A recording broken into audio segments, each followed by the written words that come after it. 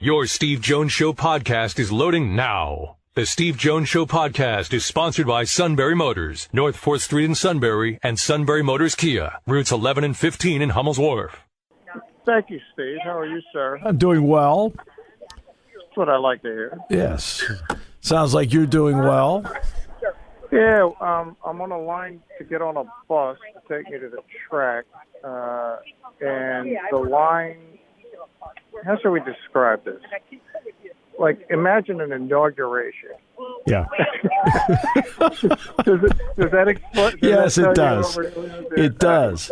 And this is only Thursday, so yeah, who knows what it's going to look like tomorrow. We'll come up with alternative methods of parking tomorrow. You always do. And it's actually moving fairly quickly now, so it's not terrible. I mean, after 18, 19 years together, you always do. Yeah, it's fine. We find a way. What's it like for you to be back at the Derby?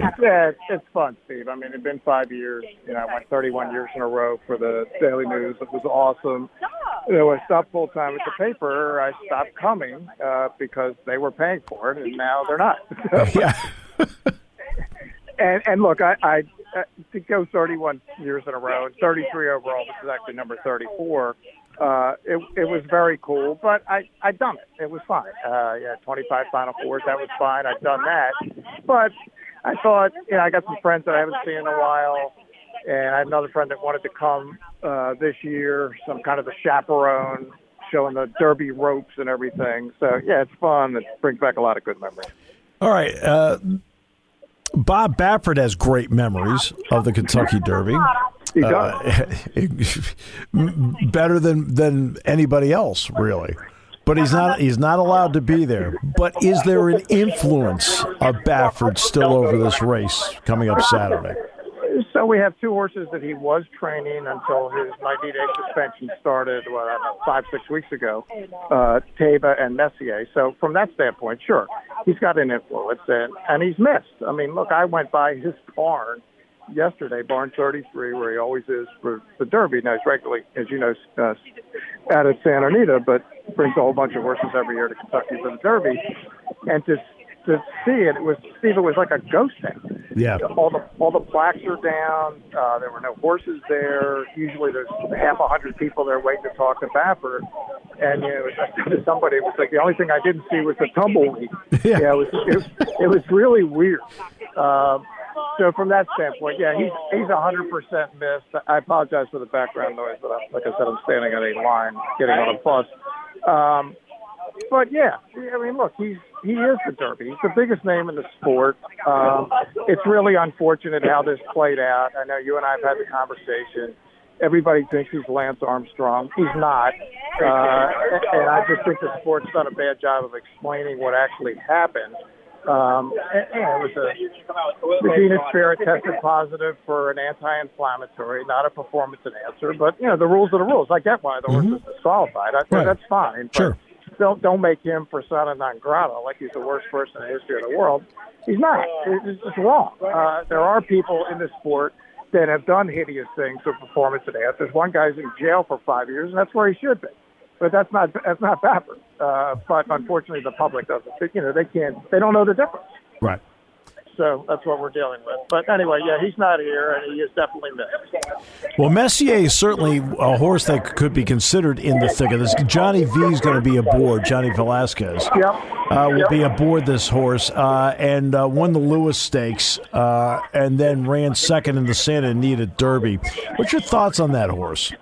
It's legitimate chance because the last two derbies have been won the same way by the same rider.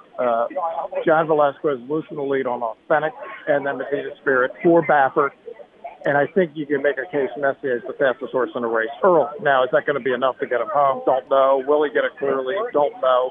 But I can tell you that's how Johnny V is going to ride. He's going to try to get out there by himself and see if he can take this thing wire to wire.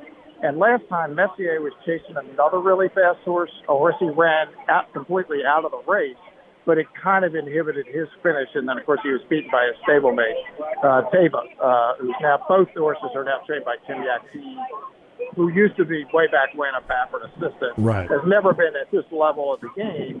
But I think you can fairly say, look, they've been prepared by Baffert to get to the Derby, and now Tim has had the horses himself for 5-6 weeks, so they're not losing conditioning. I don't think there's any magic wand Baffert was going to wave. He's going to make them any better at this late stage. They're already that they're fit or they're not fit. They're fast enough or they're not.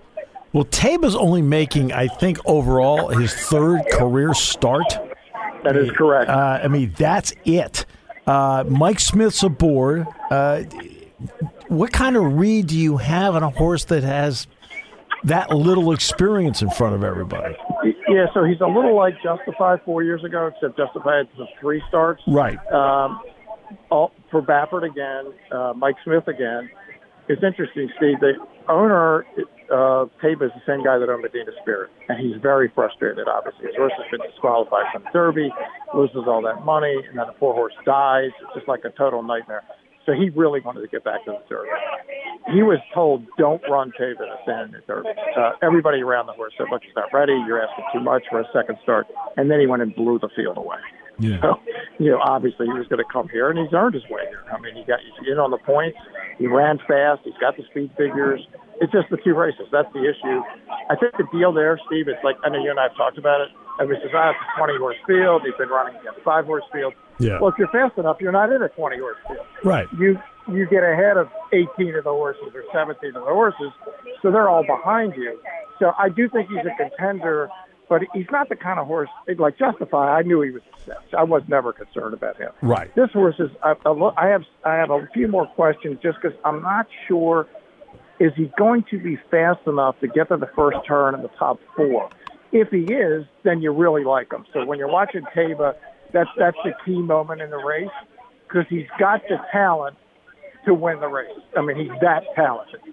But yeah, the 2 races is concerning for sure. Give me a couple of horses that you think, in terms of the post position and the speed, that can be in that top 4 or 5 at the first turn that now can turn in a race. Right. I don't think they have any other way to go with Classic Causeway to 17. I don't think he can win, but I think he can irritate people. Right. And I think he probably will. I think Epicenter, I actually liked his draw with the 3. He's actually the horse I like in the race. Right. I thought that I like the inside draw because I think it forces the jockey to be aggressive, which is what I want him to do. Yeah. So I'm hoping he gets into the first turn. Look, a perfect scenario, he comes out of the first turn in front. Yeah. But if he's not in front, be within a length or 2, get in a good position, do like a California Chrome, a Smarty Jones, get that Justify, get that good stalking position. So, yeah, I think I actually like the draw. There were people saying, he's too far inside, he'll get squeezed. I said, no, the jockey's just got to go now. So just go. Don't ask questions. Just go for it. And that's Joel Rosario who'll be on board, 100%. right? Yeah. Yep, that is 100% Joel. He is the reigning Eclipse Award champion for T1. Just had a ridiculously good year last year. And this horse has run a lot, Epicenter. I mean, this horse has turned in 4 firsts, a second, won the Louisiana Derby. So, I mean, this, but also hasn't run in a while either. It hasn't run since the 20th of March. Yeah, he's the most experienced horse of the bunch.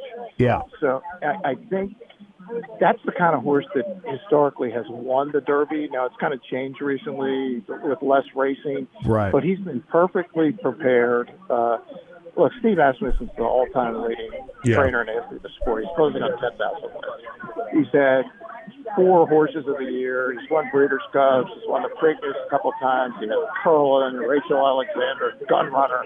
Yeah. I mean, great horses. He's 0 for 23 in the Derby. It's just a bizarre stat. It's crazy. He's going – hang on one second.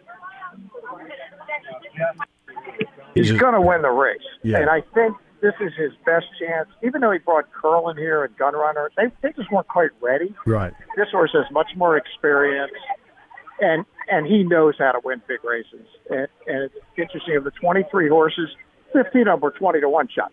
Yeah. So it's not like he's bringing like 8-5 shots that are getting beat. He's never had the favorite in the Derby. Right. Ever. Well, the other one, Mo Donegal, won the Wood. So what's your thoughts on that horse at 10-1? That's a Pletcher horse. Steve, I missed you 1 second. Say Mo Donegal? Yeah, Mo Donegal, the Pletcher horse, won the Wood. Yep. So the issue with him is just running style. Yeah. I don't have a problem with the one post. They now have that 20-horse starting gate, so that's less of an issue than it used to be. But I don't like closers in this race because you got to pass all of these horses. It's a lot of traffic. I just think, look, could he win? Sure. Yeah. But the race kind of needs to fall apart. And since they've gone to this new point system, this is the 10th year, it's been much more of a normally run race. You don't have these crazy horses running nutty fractions out front. Right. But the closers have been nowhere. How about this? The last 8 derbies, after a quarter mile, meaning the finish line the first time, the winner was third, second, first. Right. So the point being, you want to be in the vicinity. And the biggest thing that does is take you away from any potential traffic problems. So I'm going to ask you for 2 plays here. I'm going to ask you about the Derby play, but I also want to ask you about the Kentucky Oaks play, because the Oaks is always one that I think over time has become more and more popular for people to be there, play it, and so forth. So what about the Oaks? What's your play there? So, I'm like a Ness, the Todd Fletcher horse. I just thought her last race was just awesome. It's like, she's peaking at the right time. Good field, though. Secret Oath, Wayne Lucas ran third against the boys in the Arkansas Derby. Echo Zulu, undefeated 2-year-old filly champion. Another undefeated filly, Kathleen O, trained by Show McKay. Really good field, Steve. Yeah. I mean, really good. But I thought of all of them, the horse is probably sitting on the best race at the moment is Ness. All right, so now what's the Derby play on Saturday? Yeah, I'm going to – Epicenter, I'm going to frame all my plays around him. Right. Tries, exactas. I don't think I'm going to play the Superfecta. I only play the Superfecta when I isolate the winner. I don't feel like I have like a California Chrome or a Justify this year where I'm 100% certain the horse is going to win.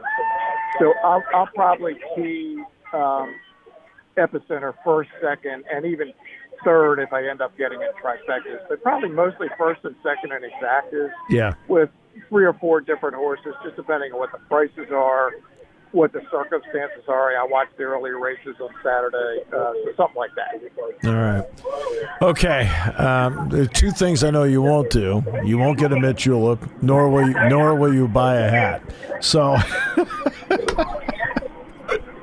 I know you won't do either one. That is correct on both counts. Did you bring Joe Jerardi with you? I did not. He did not make the trip. He came in 2010. I think that was sufficient for him. He's done. Yeah, he's seen the Derby. He's good to go. My friend, always a pleasure. You are the best. I appreciate it. Thanks, Steve.